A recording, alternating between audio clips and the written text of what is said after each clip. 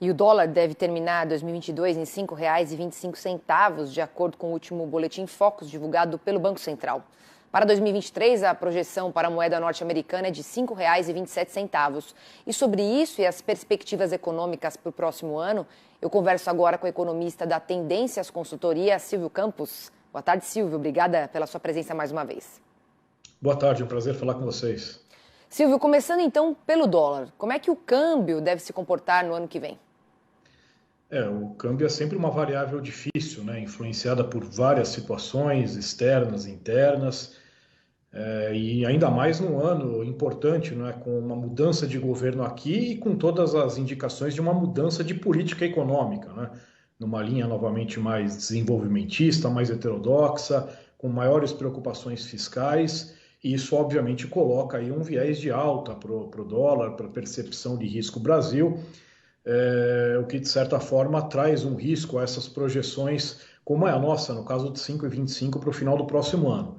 É claro que há alguns atenuantes, né? Um deles é o fato de que o Brasil hoje já trabalha de novo com taxas de juros muito elevadas, o que é um fator que desestimula apostas contra a nossa moeda, contra o real.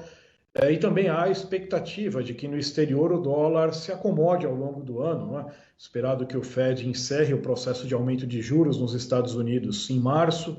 Lembrando que essa alta forte de juros ajudou o dólar a subir no mundo inteiro ao longo de 2022. Então, o fato do fim do ciclo de aperto e a expectativa de queda dos juros por lá, talvez aí em 2024, aí até meados do ano, possa ser um fator aí de acomodação da moeda norte-americana em todo o mundo. Agora, qual que deve ser o cenário para a inflação em 2023 e como que isso vai refletir na economia do próximo ano? A inflação tem tendência de moderação, como já tem acontecido nos últimos meses. No caso aqui, falando da nossa inflação aqui no Brasil, nossa projeção é de um IPCA de 5% no próximo ano, o que, claro, olhando o lado meio vazio, é uma inflação ainda acima da meta, né, da meta de 3,25%. E aí, por algumas razões, no fundo, tem um fator inercial da inflação ainda mais alta de 2022, temos os riscos fiscais pesando, né, o fato de que a economia chega ao final do ano desacelerando, porém, com o desemprego em queda, com uma menor ociosidade e com essa perspectiva de estímulos fiscais ainda presentes, né, os auxílios, os benefícios, isso ajudando a sustentar a demanda é um fator ainda de pressão inflacionária. E o resto do mundo ainda com algumas dúvidas sobre o ritmo de desaceleração, não só das economias, mas também o fator China, que pode colocar alguma pressão de novo em alguns preços. Então, ponderando tudo isso, avaliamos aí uma inflação de 5%, que de novo é um pouco abaixo de 2022, mas ainda assim um tanto acima das metas aí trabalhadas pelo Banco Central. E a economia mundial ela pode enfrentar uma recessão, pensando nas taxas de juros, o que você acha? A economia mundial, o ano que vem, vai refletir esse período de forte aperto monetário pelos principais bancos centrais. Não só o Fed, Banco Central Europeu, Banco da Inglaterra, todos subindo taxas de juros de uma forma bastante incisiva nesses últimos meses do ano, e fatalmente isso irá provocar uma grande desaceleração dessas economias, né?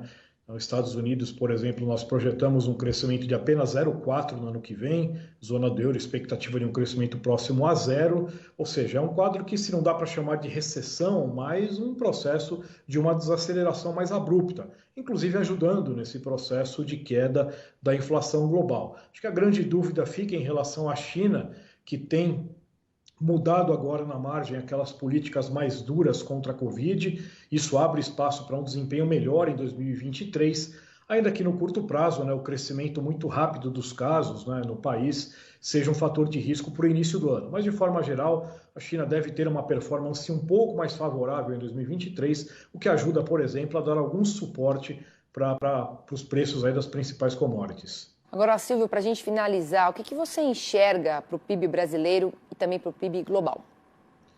Em relação ao PIB aqui no Brasil, nossa expectativa é de uma desaceleração em relação a 22, o que já está acontecendo, né?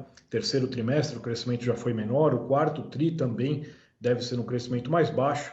Nossa projeção para o ano que vem é de um PIB crescendo 0,9, abaixo da expectativa desse ano, que é uma alta de 3,1. E gerando esse desempenho, essa performance, os impactos do grande aumento de juros que o Banco Central fez aqui no Brasil, que desacelera a demanda, e também o próprio fato da economia mundial passar aí por um processo de moderação, de esfriamento.